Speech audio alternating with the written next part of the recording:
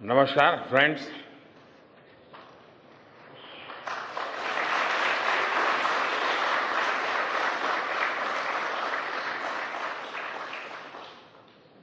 आप सभी के बीच आकर आज एक अलग ही खुशी महसूस कर रहा हूं। शायद ऐसी खुशी बहुत रेयर ओकेजन होते हैं जब तन मन खुशियों से भर गया हो। और व्यक्ति के जीवन में कई बार ऐसी घटनाएं घटती हैं कि वो बेसब्री हावी हो जाती है। इस बार मेरे साथ भी ऐसा ही हुआ है। इतनी बेसब्री,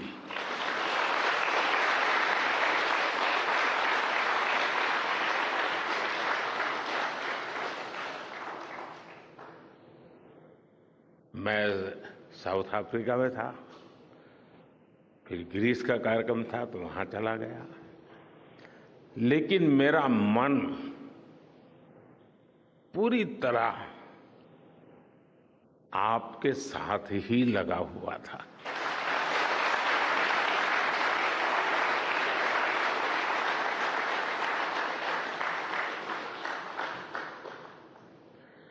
लेकिन कभी कभी लगता है कि मैं आप लोगों के साथ अन्याय कर देता हूं। बेसब्री मेरी और मुसीबत आपकी। इतनी सवेरे सवेरे आप सभी को और इतना और टाइम, लेकिन बस मन कर रहा था जाऊं आपको नमन करूं। आपको दिक्कत हुई होगी, लेकिन मैं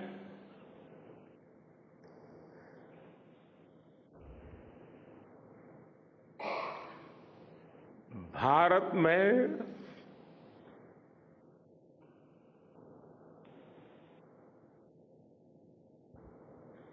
आते ही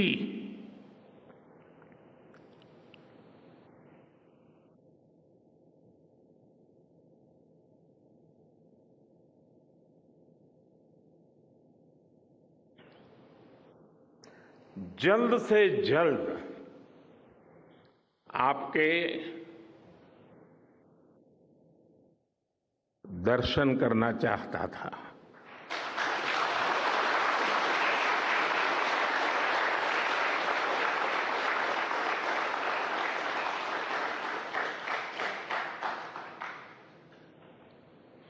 आप सबको सैल्यूट करना चाहता था।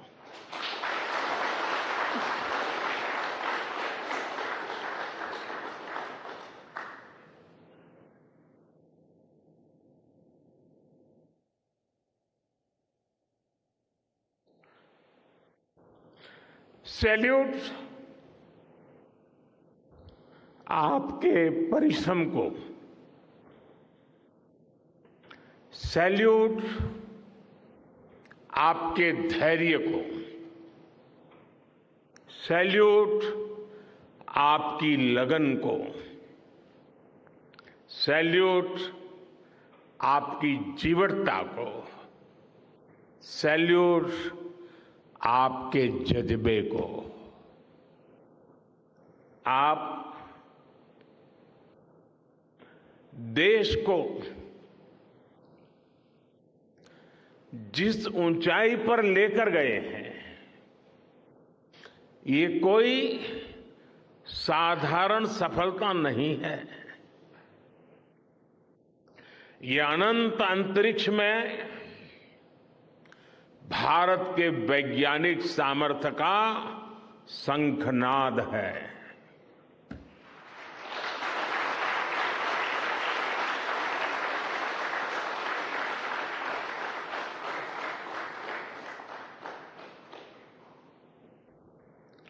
India India is on the moon.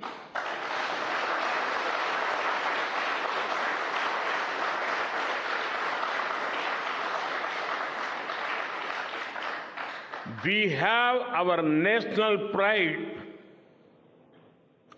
placed on the moon.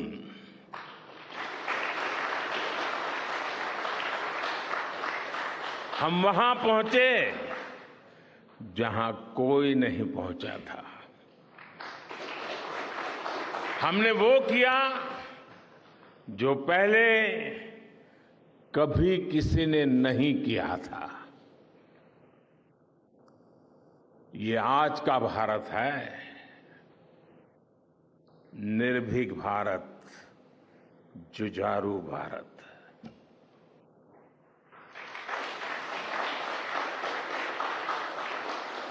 ये वो भारत है जो नया सोचता है, नए तरीके से सोचता है, जो डार्क जोन में जाकर भी दुनिया में रोशनी की किरण फैला देता है।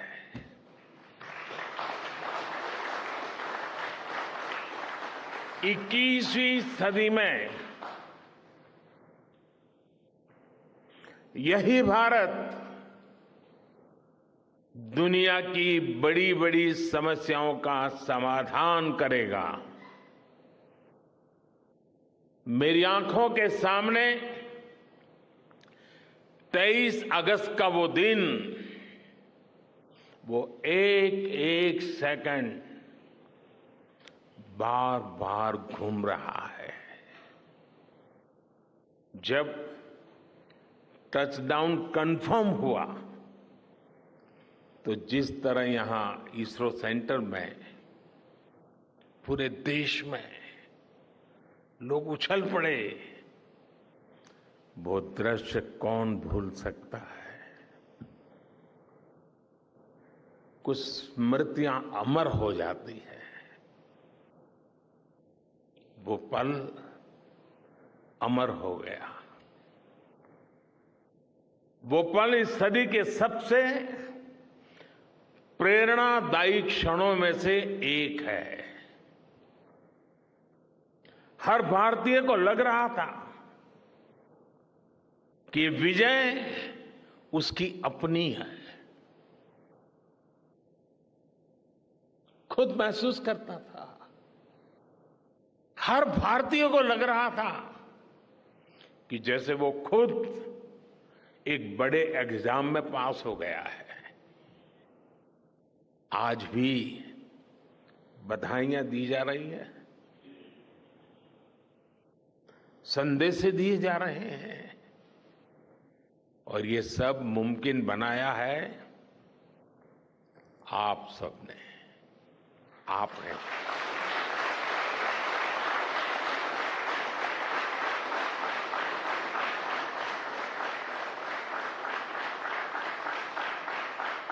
देश के मेरे वैज्ञानिकों ने ये मुमकिन बनाया है।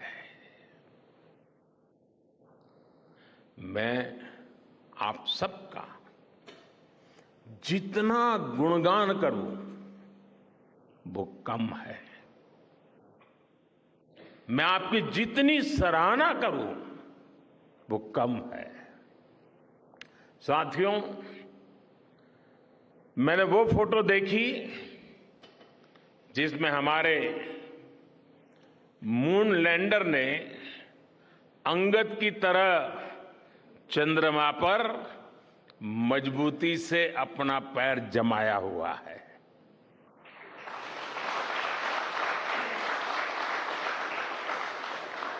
एक तरफ विक्रम का विश्वास है तो दूसरी तरफ प्रज्ञान का पराक्रम है।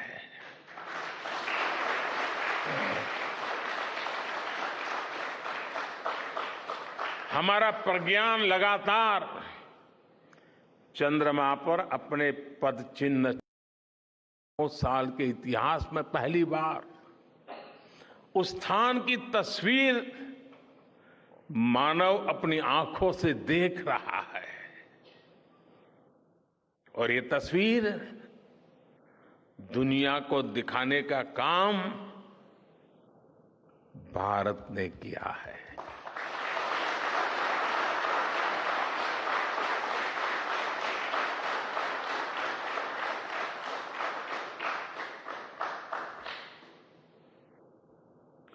आप सभी वैज्ञानिकों ने किया है।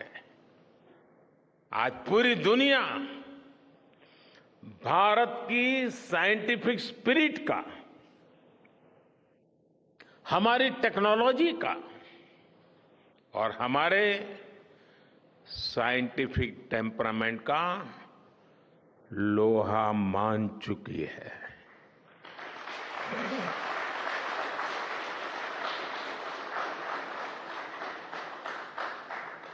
चंद्रयान महाअभियान सिर्फ भारत की नहीं, बल्कि पूरी मानवता की सफलता है।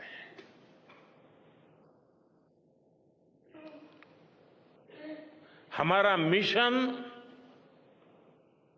जिस क्षेत्र को एक्सप्लोर करेगा, उससे सभी देशों के लिए मून मिशंस के नए रास्ते खुलेंगे। ये चांद के रहस्य को तो खोलेगा ही, साथ ही धरती की चुनौतियों के समाधान में भी मदद करेगा। आपकी इस सफलता के लिए मैं एक बार फिर सभी वैज्ञानिकों को, टेक्नीशियंस, इंजीनियर्स और चंद्रयान महाअभियान से जुड़े सभी सदस्यों को बधाई देता हूं।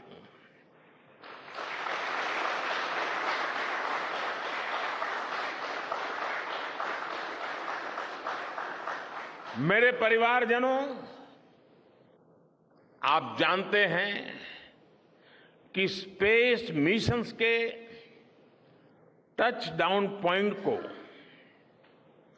एक नाम दिए जाने की वैज्ञानिक परंपरा है। चंद्रमा के जिस हिस्से पर हमारा चंद्रयान उतरा है, भारत ने उस स्थान के भी नामकरण का फैसला लिया है।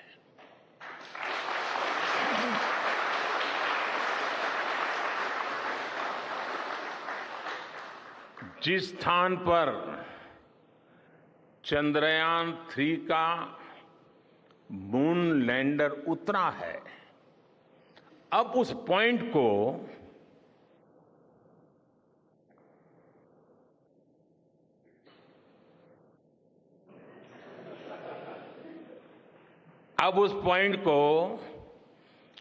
शिव शक्ति के नाम से जाना जाएगा।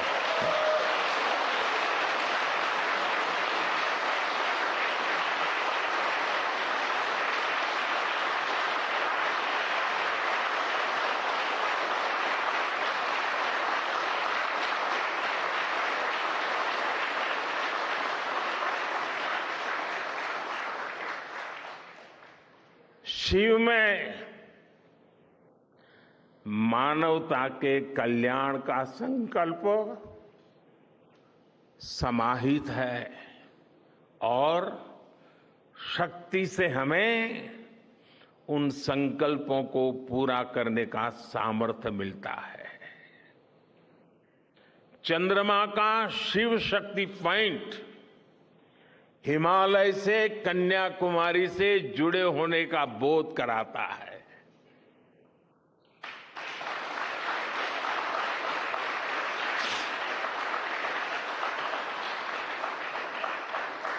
हमारे ऋषियों ने कहा है, येन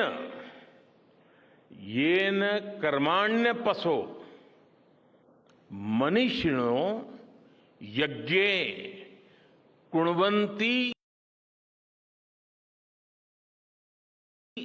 वित्तेषु धीरः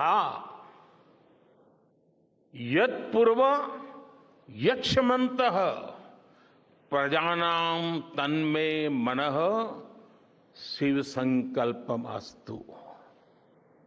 अर्थात जिस मन से हम कर्तव्य कर्म करते हैं, विचार और विज्ञान को गति देते हैं और जो सबके भीतर मौजूद है, वो मन शुभ और कल्याणकारी संकल्पों से जुड़े।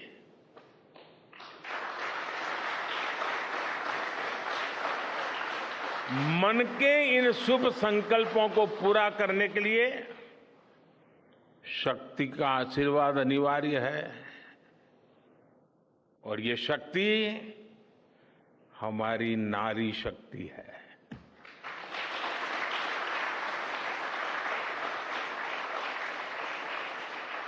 हमारी माताएं बहनें हैं।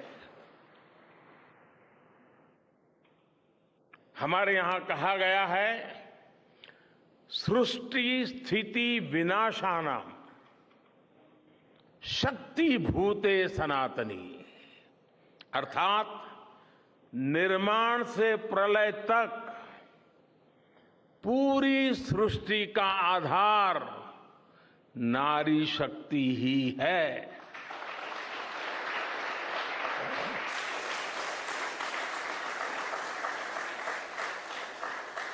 आप सबने देखा है, चंद्रयान 3 में देश ने, हमारी महिला वैज्ञानिकों ने, देश की नारी शक्ति ने कितनी बड़ी भूमिका निभाई है।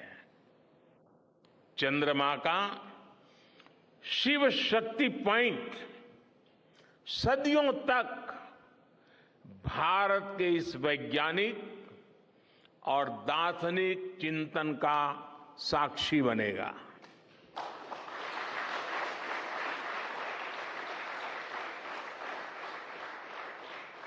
ये शिव शक्ति पॉइंट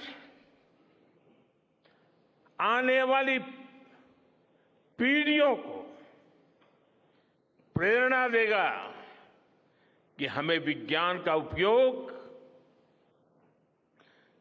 मानवता के कल्याण के लिए ही करना है। मानवता का कल्याण, यही हमारा सुप्रीम कमिटमेंट है। साथियों,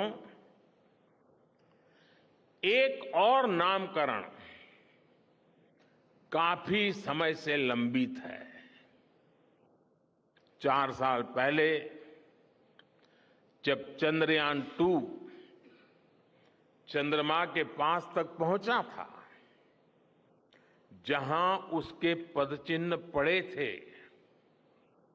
तब ये प्रस्ताव था कि उस स्थान का नाम तय किया जाए। लेकिन उन परिस्थितियों में निर्णय लेने के स्थान पर हमने प्रण लिया कि जब चंद्रयान 3 सफलतापूर्वक चांद पर पहुंचेगा, तब हम दोनों पॉइंट का नाम एक साथ रखेंगे।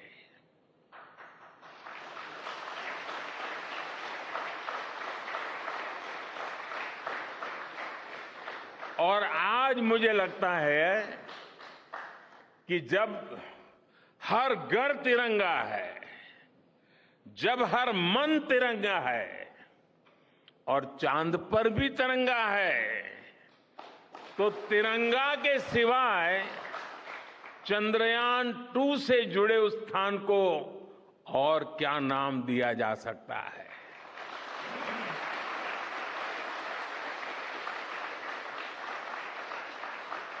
इसलिए चंद्रमा के जिस स्थान पर चंद्रयान 2 ने अपने पदचिन्ह छोड़े हैं, वो पॉइंट अब तिरंगा कहलाएगा।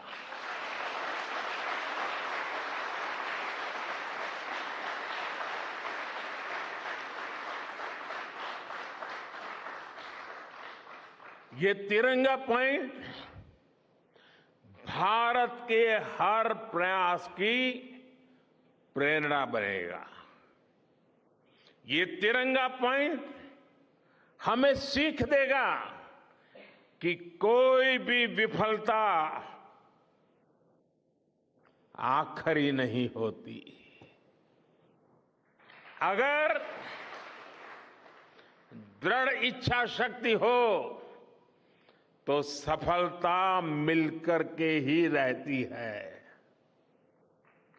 यानी मैं फिर दोहरा रहा हूं, चंद्रयान-2 के पद चिन्ह जहां है, वो स्थान आज से तिरंगा पॉइंट कहलाएगा। और जहां पर चंद्रयान-3 का मून लैंडर पहुंचा है, वो स्थान आज से शिव शक्ति पॉइंट कहलाएगा।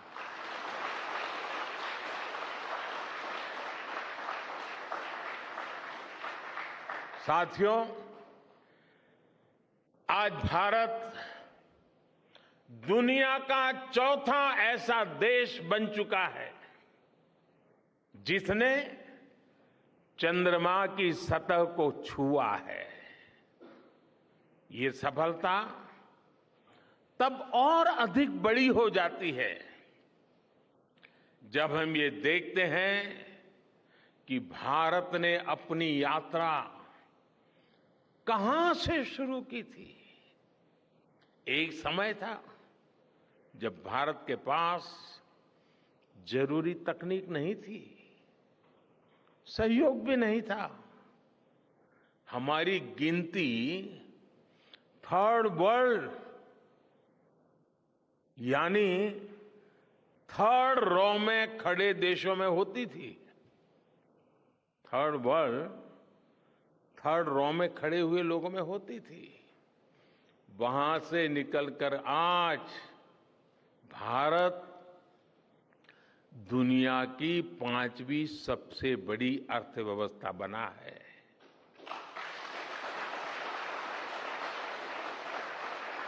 आज ट्रेड से लेकर टेक्नोलॉजी तक भारत की गिनती पहली पंक्ति यानी फर्स्ट रॉ में खड़े देशों में हो रही है। यानी थर्ड रॉ से फर्स्ट रॉ तक इस यात्रा में इसरो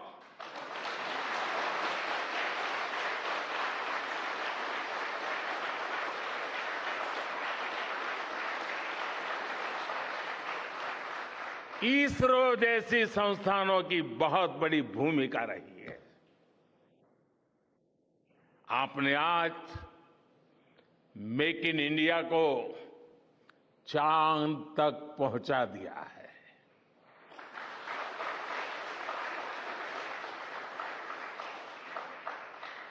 मेरे परिवारजनों, मैं आज आपके बीच आकर विशेष तौर पर देशवासियों को आपकी मेहनत के बारे में बताना चाहता हूं। जो मैं बातें बता रहा हूं वो आपके लिए नई नहीं है, लेकिन आपने जो किया है, जो साधना की है, वो देशवासियों को भी पता होना चाहिए। भारत के दक्षिण हिस्से से चंद्रमा के दक्षिणी ध्रुव तक चंद्रयान की ये यात्रा आसान नहीं थी। मून लैंडर की सॉफ्ट लैंडिंग सुनिश्चित करने के लिए हमारे वैज्ञानिकों ने इसरो की रिसर्च फैसिलिटी में आर्टिफिशियल मून तक बना डाला। इस आर्टिफिशियल मून पर विक्रम लैंडर को अलग अलग तरीके से सरफेस पर उतारकर उसका टेस्ट किया गया था। अब इतने सारे एग्जाम देकर हमारा मून लैंडर वहां गया है तो उसे सक्सेस मिलनी ही मिलनी थी।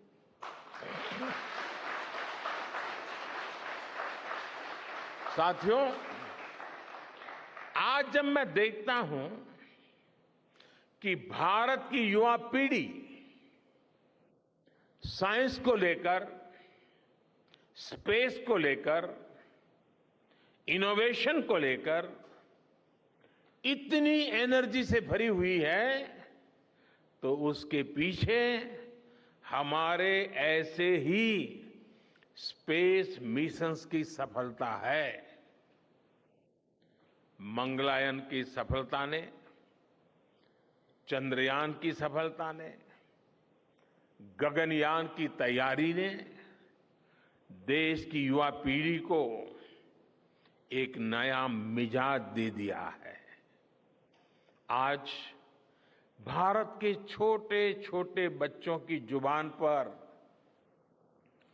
चंद्रयान का नाम है। आज भारत का हर बच्चा आप वैज्ञानिकों में अपना भविष्य देख रहा है।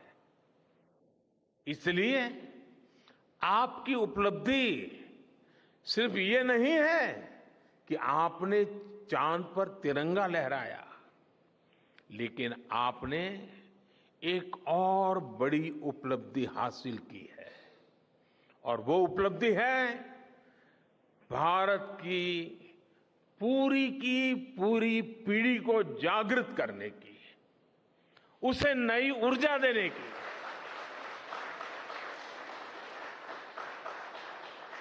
आपने एक पूरी पीढ़ी पर अपनी इस सफलता की गहरी छाप छोड़ी है। आज से कोई भी बच्चा रात में जब चंद्रमा को देखेगा तो उसको विश्वास होगा कि जिस हौसले से मेरा देश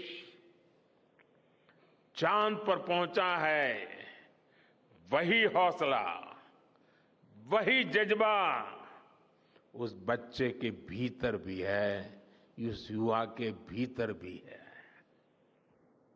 आज आपने भारत के बच्चों में आकांक्षाओं के जो बीज बोए हैं, कल वो वट वृक्ष बनेंगे और विकसित भारत की नींव बनेंगे।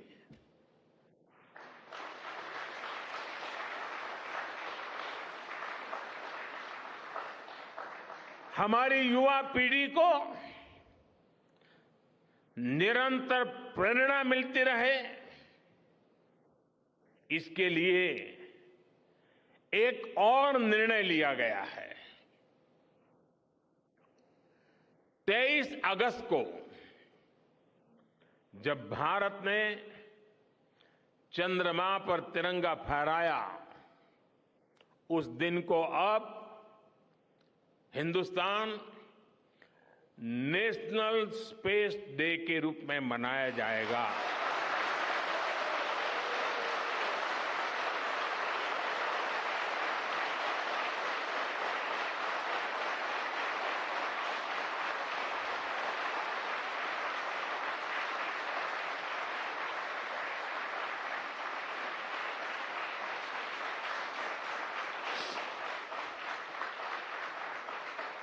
जब हर वर्ष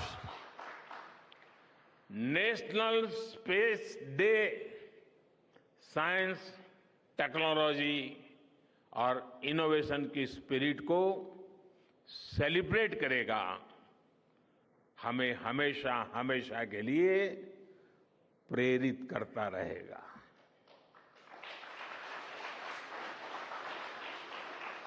मेरे परिवारजनों, आप भी जानते हैं कि स्पेस सेक्टर का जो सामर्थ्य है, वो सैटेलाइट लॉन्च करने या अंतरिक्ष की खोज से कहीं ज्यादा बड़ा है। स्पेस सेक्टर की एक बहुत बड़ी ताकत है जो मैं देखता हूं, वो है ईज ऑफ लिविंग और ईज ऑफ गवर्नेंस। आज देश में स्पेस एप्लीकेशंस को गवर्नेंस के हर पहलू से जोड़ने की दिशा में बहुत बड़ा काम हुआ है। आप लोगों ने जब मुझे प्रधानमंत्री के रूप में काम का दायित्व दिया, तो प्रधानमंत्री बनने के बाद मैंने भारत सरकार के जॉइंट सेक्रेटरी लेवल के ऑफिसर्स की स्पेस साइंटिस्ट के साथ एक वर्कशॉप करवाई थी और इसका मकसद ये था कि गवर्नेंस में, शासन व्यवस्था में ट्रांसपेरेंसी लाने में स्पेस सेक्टर की ताकत का ज्यादा से ज्यादा इस्तेमाल कैसे करें। तब किरण जी शायद हम लोगों के साथ काम करते थे।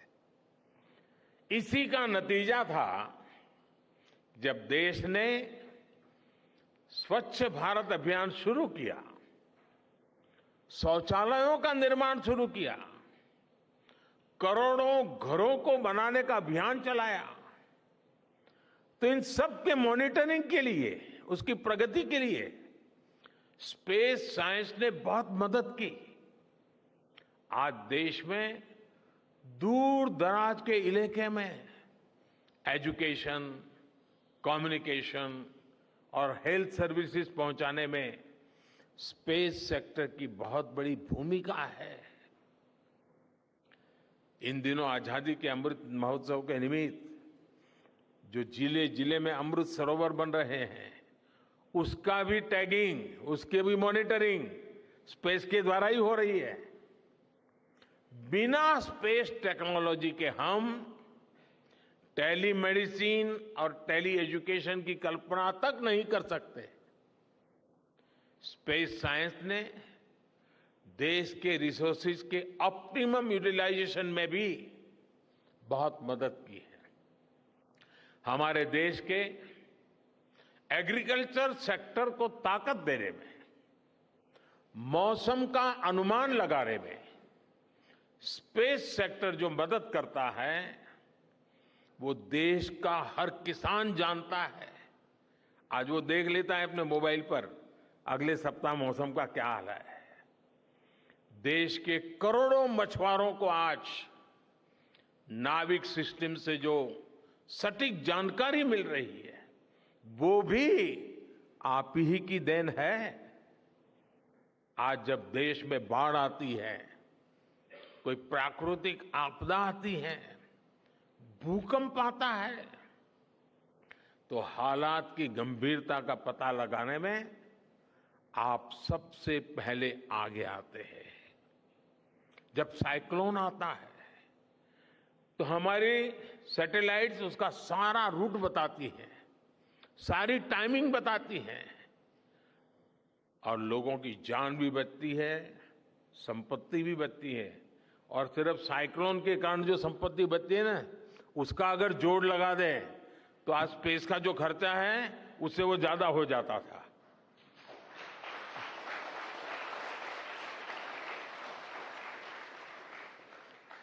हमारे PM Gatishakti national master plan का आधार भी स्पेस टेक्नोलॉजी ही है। और आज दुनिया भारत के इस गतिशक्ति प्लेटफॉर्म का अध्ययन कर रही है कि प्लानिंग और मैनेजमेंट में ये प्लेटफॉर्म कितना उपयोगी हो सकता है। इससे प्रोजेक्ट्स की प्लानिंग, एजुकेशन और मॉनिटरिंग में काफी मदद मिल रही है। समय के साथ बढ़ता हुआ स्पेस एप्लीकेशन का ये दायरा हमारे युवाओं के लिए अपॉर्चुनिटीज भी बढ़ा रहा है, अवसर बढ़ा रहा है। और इसलिए आज मैं एक सुझाव भी देना चाहता हूं और मैं चाहूंगा कि आपके यहां से जो रिटायर्ड लोग हैं, वे इसमें काफी मदद कर सकते हैं। अब ये मत बोलिएगा कि इतनी सुबह सुबह मोदी जी यहां आए और कुछ काम भी देकर के जा रहे हैं। साथियों, मैं चाहूंगा कि इसरो केंद्र सरकार के विभिन्न मंत्रालय और राज्य सरकारें मिलकर गवर्नेंस में स्पेस टेक्नोलॉजी पर एक नेशनल हैकाथॉन का आयोजन करें। इस हैकाथॉन में ज्यादा से ज्यादा युवा, ज्यादा से ज्यादा यूनिवर्सिटी, ज्यादा से ज्यादा नौजवान वो शामिल हो, जुड़े। मुझे विश्वास है ये नेशनल हैकाथॉन हमारी गवर्नेंस को और प्रभावी बनाएगा, देशवासियों को मॉडर्न सॉल्यूशंस देगा।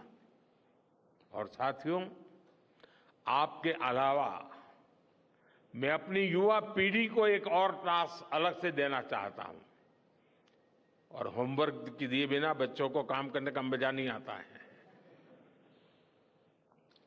आप सब जानते हैं कि भारत वो देश है जिसने हजारों वर्ष पूर्व ही धरती के बाहर अनंत अंतरिक्ष में देखना शुरू कर दिया था। हमारे यहां सदियों पहले अनुसंधान परंपरा के आर्यभट्ट, ब्रह्मगुप्त, वराहमिहिर और भास्कराचार्य जैसे ऋषि मनीषी हुए थे। जब धरती के आकार को लेकर भ्रम था, तब आर्यभट्ट ने अपने महान ग्रंथ आर्यभट्टीय में धरती के गोलाकार होने के बारे में विस्तार से लिखा था। उन्होंने एक्सिस पर पृथ्वी की रोटेशन और उसकी परिधि की गणना भी लिख दी थी। इसी तरह सूर्य सिद्धांत जैसे ग्रंथों में भी कहा गया है, सर्वत्रैव महिगोले, सर्वत्रैव महिगोले स्वस्थानम उपरि स्थितम मन्यन्ते खेयतो गोलस तस्य क्व ऊर्ध्वं क्व वादः। अर्थात पृथ्वी पर कुछ लोग अपनी जगह को सबसे ऊपर मानते हैं, लेकिन ये गोलाकार पृथ्वी तो आकाश में स्थित है, उसमें ऊपर और नीचे क्या हो सकता है, ये उस समय लिखा गया था। ये तो मैंने सिर्फ एक श्लोक बताया है। ऐसी अनगिनत रचनाएं हमारे पूर्वजों ने लिखी हुई है। सूर्य, चंद्रमा और पृथ्वी के एक दूसरे के बीच में आने से ग्रहण की जानकारी हमारे कितने ही ग्रंथों में लिखी हुई पाई जाती है। पृथ्वी के अलावा अन्य ग्रहों के आकार की गणनाएं, उनके मूवमेंट से जुड़ी जानकारी भी हमारे प्राचीन ग्रंथों में मिलती है। हमने ग्रहों और उपग्रहों की गति को लेकर इतना सूक्ष्म गणनाएं करने की वो काबिलियत हासिल की थी कि हमारे यहां सैकड़ों वर्ष आगे के पंचांग यानी कैलेंडर्स बनाए जाते थे। इसलिए मैं इससे जुड़ा एक टास्क अपनी नई पीढ़ी को देना चाहता हूं, स्कूल कॉलेज के बच्चों को देना चाहता हूं। मैं चाहता हूं कि भारत के शास्त्रों में जो खगोलीय सूत्र है, उन्हें साइंटिफिकली प्रूव करने के लिए नए सिरे से उनके अध्ययन के लिए नई पीढ़ी आगे आए। ये हमारी विरासत के लिए भी जरूरी है और विज्ञान के लिए भी जरूरी है। आज जो स्कूल के, कॉलेज के, यूनिवर्सिटी के स्टूडेंट्स हैं, रिसर्चर्स हैं, उन पर एक तरह से ये दोहरा दायित्व है।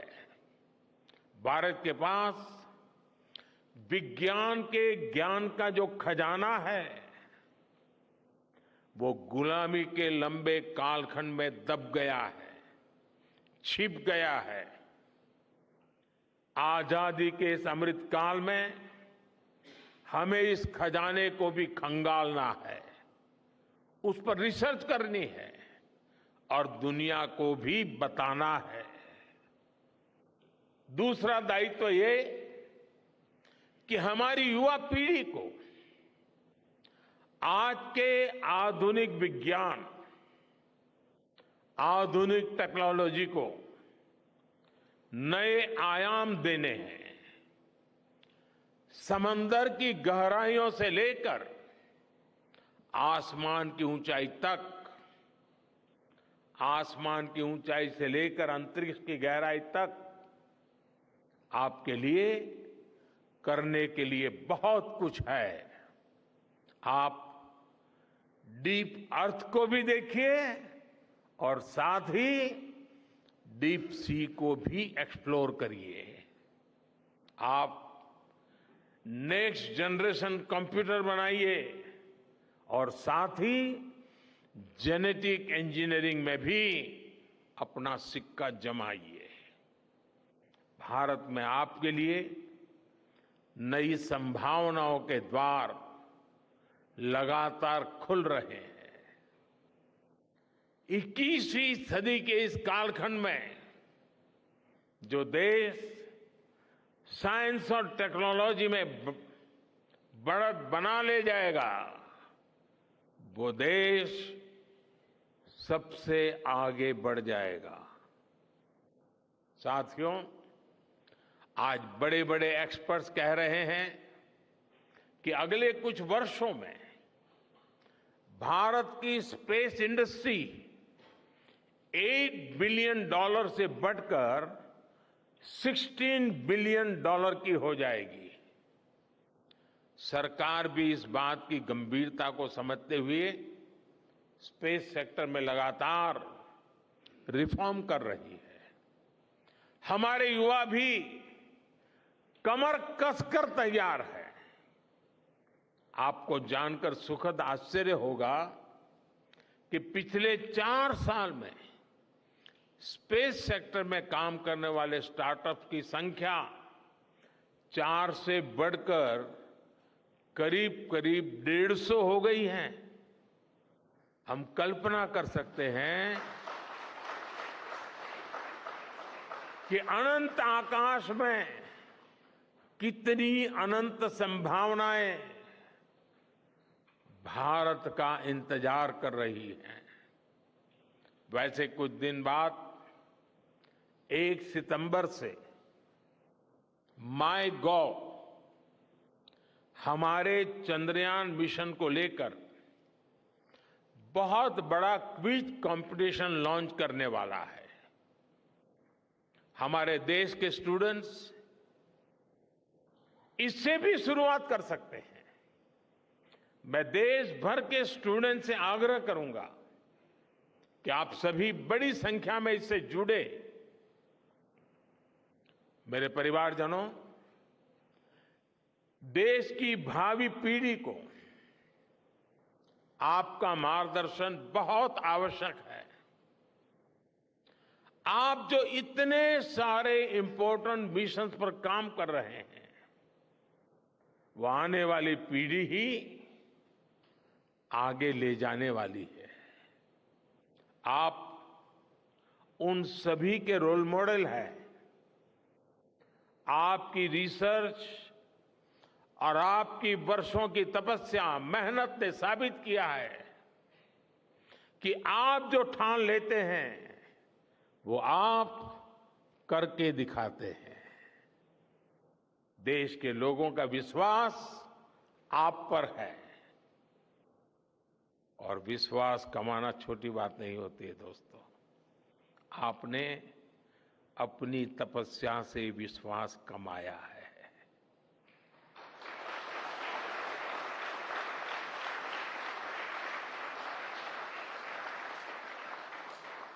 देश के लोगों का आशीर्वाद आप पर है। इसी आशीर्वाद की ताकत से, देश के प्रति इसी समर्पण भाव से भारत साइंस एंड टेक्नोलॉजी में ग्लोबल लीडर बनेगा। और मैं आपके बीच बड़े विश्वास के साथ बताता हूं, इनोवेशन की हमारी यही स्पिरिट ही 2047 में विकसित भारत के सपने को साकार करेगी। इसी विश्वास के साथ मैं फिर एक बार आप सबके दर्शन करके पावन हुआ हूं। देशवासी गौरव से भरे हुए हैं। सपने बहुत तेजी से संकल्प बन रहे हैं और आपका परिश्रम उन संकल्प को सिद्धि के तक ले जाने के लिए बहुत बड़ी प्रेरणा बन रहा है। आपको जितनी बधाई दूं कम है, जितना अभिनंदन करूं कम है। मेरी तरफ से करोड़ों करोड़ों देशवासियों की तरफ से, दुनिया भर की साइंटिफिक कम्युनिटी की तरफ से अनेक अनेक धन्यवाद, बहुत बहुत शुभकामनाएं। भारत माता की, भारत माता की, भारत माता की। धन्यवाद।